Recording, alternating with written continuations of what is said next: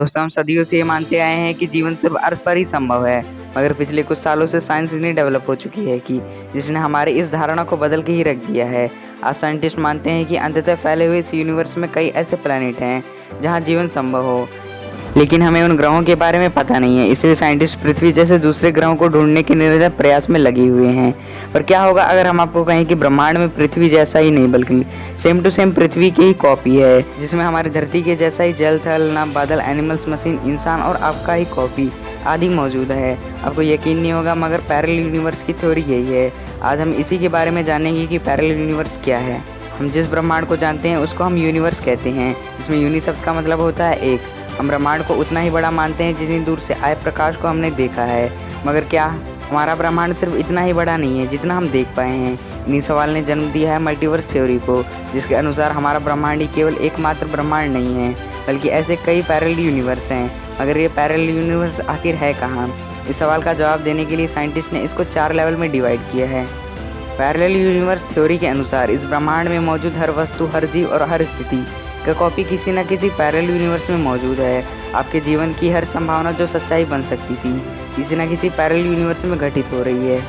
अब जैसे अभी आप मेरे इस वीडियो को देख रहे हो, किसी दूसरे पैरेलल यूनिवर्स में आप ये वीडियो देख चुके होंगे और किसी और पैरेलल यूनिवर्स में आप इस वीडियो के बारे में जानते ही नहीं। या हो सकता है किसी न किसी पैरेलल यूनिवर्स में आप अभी भी जंगल में रह रहे हो, या फिर क्या पता आपका अभी तक जन्म ही ना हुआ हो। यानी हर संभावना किसी न किसी पैरेलल यूनिवर्स में घटित हो रही है। आपका निर्णय ही आपके भविष्य का निर्धार करता है, यानी कि आप जो डिसीजन लेते हैं आपकी लाइफ भी उसी के अनुसार चलने लगती है। फॉर एग्जाम्पल, अब जैसे आप बचपन में आप पढ़ाई से ज़्यादा खेलों में रुचि करते थे, जबकि आपके पास 2 ऑप्शन थे कि आप खेलों में अपना करियर बना सकते हैं और नौकरी में भी।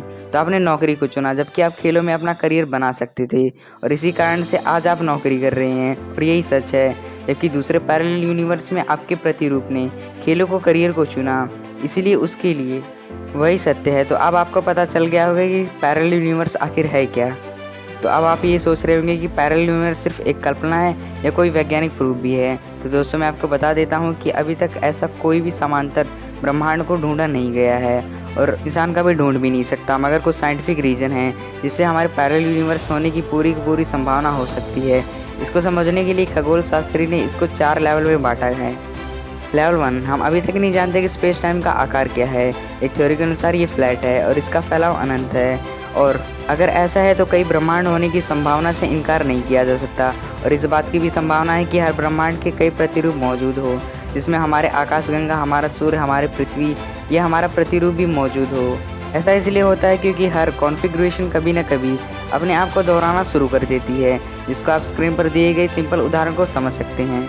यहाँ आप देख सकते हैं कि हमारे पास असंख्य संख्याएं होते हुए भी अगर हम किसी 2 संख्या वाले अंक को 2 बार से ज़्यादा लिखते हैं तो ये खुद को रिपीट कर दे रहा है। इसी प्रकार अगर हम 3 आँखों वाली संख्या को 3 से ज़्यादा बार लिखते हैं तो यह फिर भी खुद को रिपीट करने लगती है।